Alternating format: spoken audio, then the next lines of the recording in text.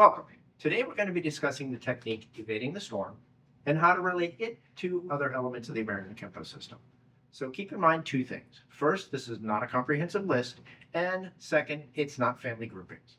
The better way to think about this is that just different avenues that you can take to explore to relate evading the storm to other elements of the system.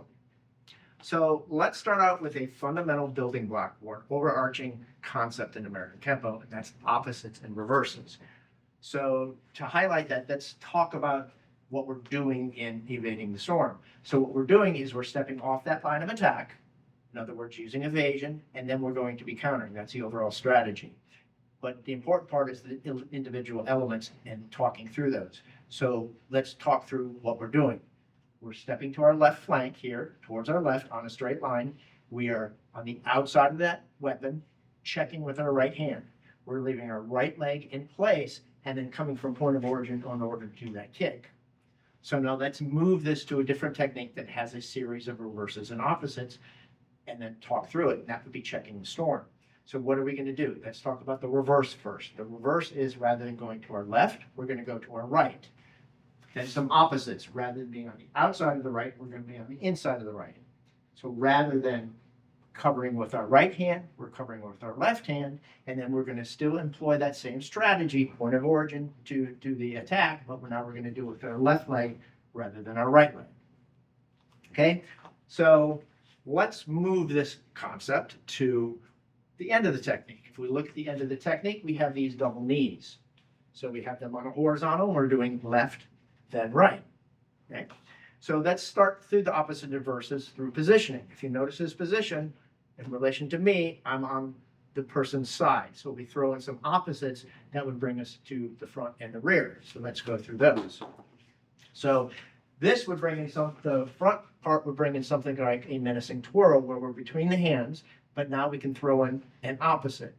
We're still going in that horizontal like we did previously, but now we're going straight to the side.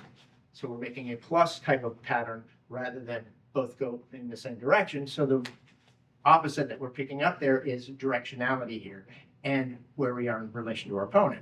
So now let's bring this in something like a backbreaker where we bring in a series more opposites and reverses. In this case, once we get behind the opponent, we go to those double knees. Let's talk about some opposites here.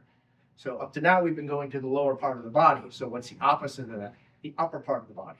Okay, and because we were going to the lower part of the body, we were doing horizontals, but now we're going to higher zones, so that lets us flip to another opposite. So rather than horizontal, we're going vertical.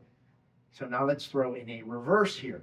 The reverse would be rather than left-right, we're going to reverse the sequence rather than the direction like we did at the beginning, and we're going to be doing right-left rather than left-right.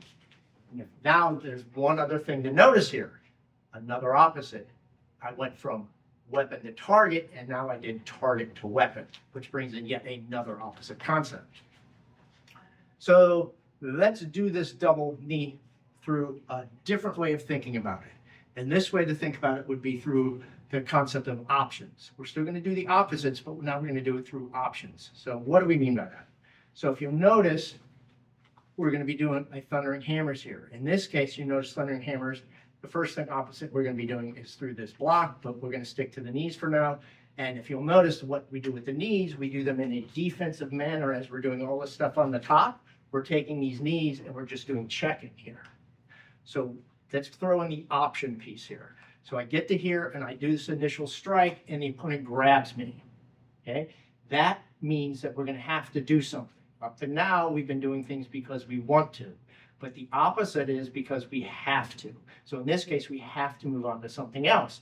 So that means rather than doing the upper part of these strikes, we can then convert them to the lower part of our body and do knees instead. In this case, we would be doing these knees in the same way we did invading the storm. But what did we do? We converted these knees from a defensive posture to an offensive posture. So that's where we get these knee positionings. Okay? So in quick review, what did we do? We used the overarching concept of opposite reverses, but we did it through both the double knees and we did it through the strategy and opening of this technique. Hope this video helps you understand the American Kenpo system just a little bit better. Thank you very much.